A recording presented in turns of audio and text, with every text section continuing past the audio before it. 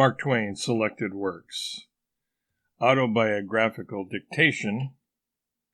How to Get Any Job You Want. Part 1. March 27th, 1906. Higby was the first person to profit by my great and infallible scheme for finding work for the unemployed. I have tried that scheme now and then for 44 years. So far as I am aware, it has always succeeded, and it is one of my high prides that I invented it, and that in basing it upon what I conceived to be a fact of human nature, I estimated that fact of human nature accurately. Higby and I were living in a cotton domestic lean-to at the base of a mountain. It was very cramped quarters with barely room for us and the stove. Wretched quarters indeed, for every now and then, between 8 in the morning and 8 in the evening, the thermometer would make an excursion of 50 degrees. We had a silver mining claim under the edge of a hill half a mile away, in partnership with Bob Howland and Horatio Phillips, and we used to go there every morning, carrying with us our luncheon, and remain all day picking and blasting in our shaft, hoping, despairing, hoping again, and gradually but surely running out of funds. At last, when we were clear out and still had struck nothing, we saw that we must find some other way of earning a living. I secured a place in a nearby quartz mill to screen sand with a long-handled shovel. I hate a long-handled shovel. I never could learn to swing it properly.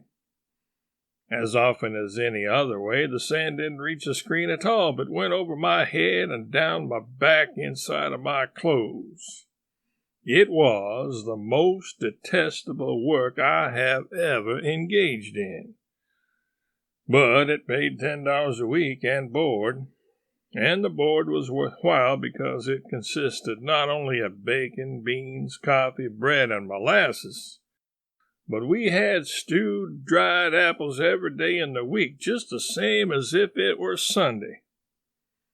But this palatial life, this gross and luxurious life, had to come to an end, and there were 2 sufficient reasons for it. On my side, I could not endure the heavy labor, and on the company's side, they did not feel justified in paying me to shovel sand down my back.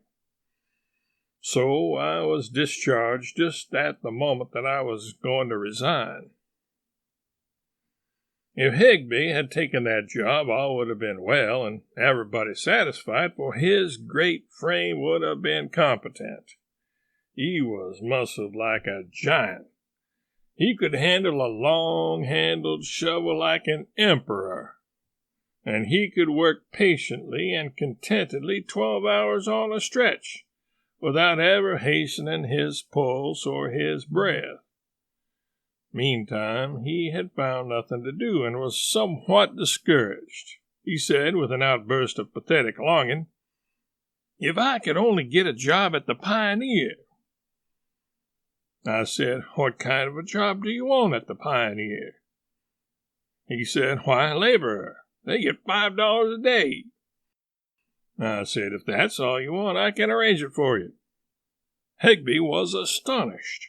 He said, "Do you mean to say that you know the foreman there and could get me a job and yet never have said anything about it?" "No," I said, "I don't know the foreman." "Well," he said, "who is it you know? How is it you can get me the job?" "Why," I said, "that's perfectly simple. If you will do as I tell you to do, and don't try to improve on my instructions, you shall have the job before night." He said eagerly, "I'll obey the instructions. I don't care what they are." "Well," I said, "go there, and say that you want work as a laborer, that you are tired of being idle, that you are not used to being idle and can't stand it, that you just merely want the refreshment of work and require nothing in return. He said, "Nothing?" I said, "That's it, nothing." "No wages at all?" "No wages at all." "Not even board?" "No, not even board. You are to work for nothing. Make them understand that you are perfectly willing to work for nothing. When they look at that figure of yours, that foreman will understand that he has drawn a prize. You'll get the job." Higby said indignantly, "Yes, a hell of a job." I said, "You said you were going to do it, and now you are already criticizing. You have said you would obey my instructions. You are always as good as your word. Clear out now and get the job." He said he would. I was pretty anxious to know what was going to happen, more anxious than I would have wanted him to find out. I preferred to seem entirely confident of the strength of my scheme, and I made good show of that confidence, but really I was very anxious. Yet I believed that I knew enough of human nature to know that a man like Higby would not be flung out of that place without reflection when he was offering those muscles of his for nothing. The hours dragged along, and he didn't return. I began to feel better and better. I began to accumulate confidence. At sundown he did at last arrive, and I had the joy of knowing that my invention had been a fine inspiration and was successful. He said the foreman was so astonished at first that he didn't know how to take hold of the proposition, but that he soon recovered and was evidently very glad that he was able to accommodate Higby and furnish him the refreshment he was pining for. Higby said, "How long is this to go on?" I said, "The terms are that you are to stay right there. Do your work just as if you were getting the going wages for it. You are never to make any complaint. You are never to indicate that you would like to have wages or board. This will go on 1, 2, 3, 4, 5, 6 days according to the make of that foreman. Some foremen would break down under the strain in a couple of days. There are others who would last a week. It would be difficult to find one who could stand out a whole fortnight without getting ashamed of himself and offering you wages. Now let's suppose that this is a fortnight foreman. In that case, you will not be there a fortnight because the men will spread it all around that the very ablest laborer in this camp is so fond of work that he is willing and glad to do it without pay. You will be regarded as the latest curiosity. Men will come from the other mills to have a look at you. You could charge admission and get it, but you mustn't do that. Stick to your colors. When the foremen of the other mills cast their eyes upon this bulk of yours and perceive that you are worth 2 ordinary men, they'll offer you half a man's wages.